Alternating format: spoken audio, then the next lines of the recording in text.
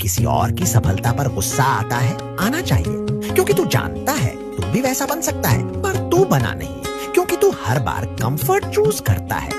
लोग तुम्हें under estimate करते हैं, पर असली सवाल ये है, क्या तू खुद को कभी सीरियस लिया? हर बार जब तू डिले करता है, किसी और का ड्रीम रील में वायरल हो जाता है और तू बस स्टोरी पर रिएक्ट करता रह जाता है। तेरे एक्सक्यूजेस तुझे रात को सुलाएंगे, पर रिग्रेट सुबह उठ के कटेगा।